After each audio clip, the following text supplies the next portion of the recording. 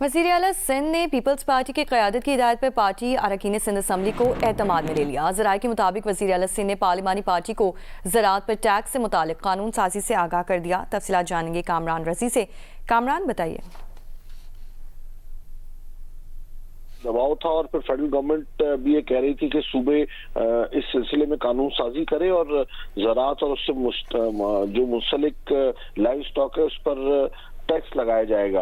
पंजाब में ये जो कानून साजी है ये सबसे पहले पंजाब असम्बली ने 14 नवंबर को कर ली थी और उसके बाद खैबर पख्तूनख्वा में भी 27 जनवरी को ज़रई टैक्स के निफाज का बिल मंजूर हो गया था और अब सिंध हुकूमत से तवक्को की जा रही थी कि यहाँ पर भी सिंध असम्बली ये कानून मंजूर करे। तो अब गुज़िश्ता रात पीपल्स पार्टी की पार्लिमानी पार्टी का इजलास बुलाया गया था।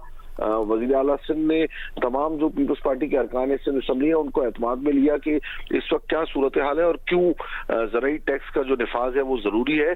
और ज़राए का कहना है कि इजलास के दौरान कई अरकान की जानिब से सवालात भी किए गए और तहफ़्फ़ुज़ात का भी इज़हार किया गया कि उनके जो वोटर्स हैं, जो एक बड़ा हिस्सा है आबादी का, वो ज़राअत से मुंसलिक है और ये टैक्स उन पर एक बड़ा बोझ होगा।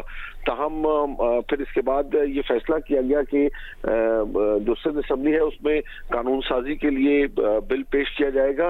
इस सिलसिले में वज़ीर आला मुराद अली शाह ने पीर की सुबह 9 बजे वज़ीर आला हाउस में इजलास तलब कर लिया है। ज़राए का ही कहना है कि सिंध काबीना जो है वो ज़रई टैक्स के निफाज से मुतालिक जो कानून का मुसवदा है उसकी मंजूरी देगी और फिर इसके बाद ये जो बिल की शक्ल में इसे सिंध असम्बली में पेश किया जाएगा और सिंध हुकूमत की और पीपल्स पार्टी की लीडरशिप की ये हिदायत है कि इसे सिंध असम्बली से मंजूर कराया जाए।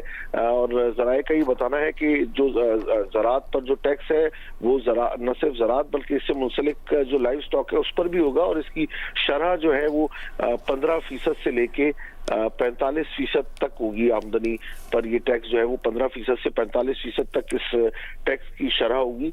और अब इम्कान है कि 1 से 2 रोज में सिंध असम्बली भी इस सिलसिले में कानून साजी कर देगी। पंजाब और खैबर पख्तूनख्वा के बाद सिंध में भी जो ज़राअत पर टैक्स है वो नाफिज हो जाएगा और ये जनवरी 2025 से नाफिजुल अमल होगा। जी बहुत शुक्रिया कामरान रज़ी आपका।